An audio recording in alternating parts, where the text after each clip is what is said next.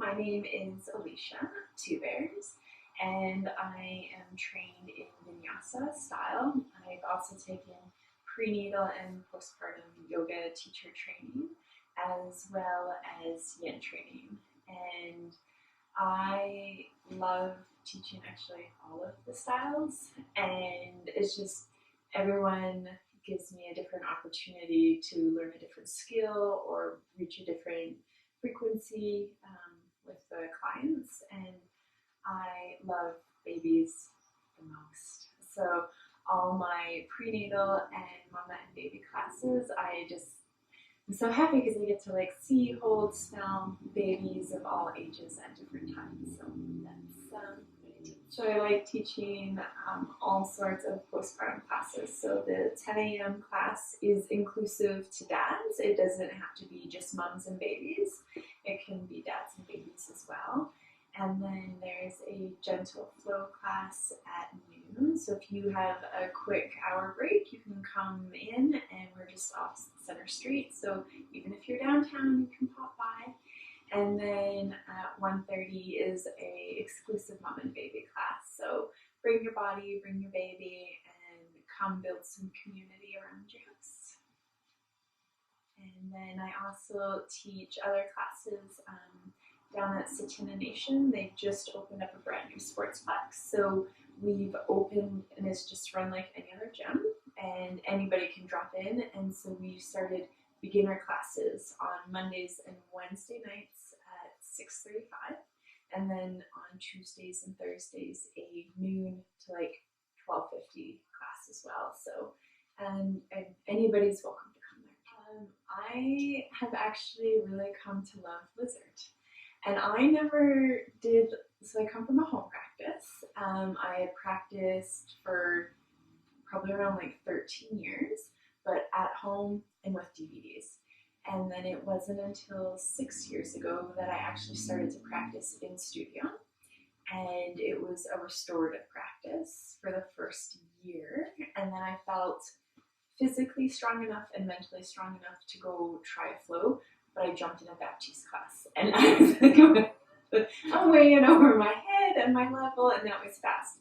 So I went to a flow, and I felt really strong in there. And so when I did my 200 hours, that was the first time I'd actually ever done a lizard pose, and I didn't know what I was doing. And then, but now I just find it such a, like, it's low to the ground, so you're still connected to earth, but your hips are so wide that it's emotionally giving. And then you can add a twist for that, like push up off the ground for that strength, but the flexibility is opening you up. And then you get to do the other side, and it makes you pay attention to where your hips are gripping or where you're holding on to energy and where you need to breathe and let go. Yeah, that's probably my favorite pose to teach and practice now.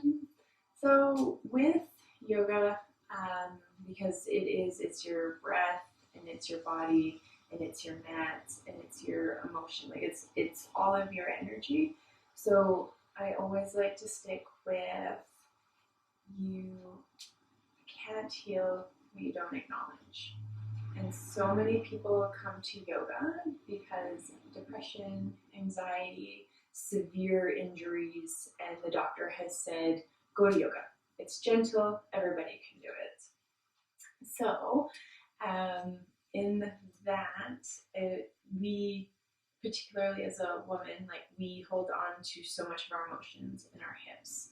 And so you might find yourself in a flow class, and then you do pigeon, or you do lizard, or you do three-legged dog, and all of a sudden you have the most overwhelming need to cry, and you don't know why. And I just think it's okay and to make your class safe, that people feel this, and to acknowledge these feelings and to let them flow out, because you can't control them. But you could be holding on to something, and so maybe then you can take that back to your therapist or a friend or somewhere to open up a dialogue, possibly with a partner, and you get to move through your life like that. And when you do these energetic movements, you also feel much more physically powerful.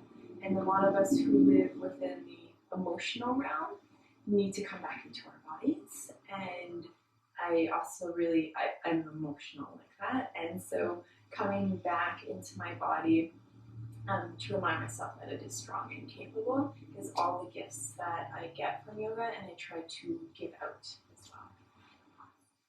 So if you are new to yoga, you don't have to be flexible, you don't have to be strong. It's ultimately not about what you look like in the pose, but it's connecting to yourself. So I personally know how to, I'll read the energy of the class, and if you tell me you're a beginner and you're quite nervous, that's okay. Everybody comes in nervous to a yoga class because so-and-so might be better than this, and we need to drop these preconceptions that we have about yoga because everybody's there to connect and often to slow down. And I know a good instructor will be able to read that within you and slow everything down and be able to cue you safely so that if you're just listening and moving, it'll all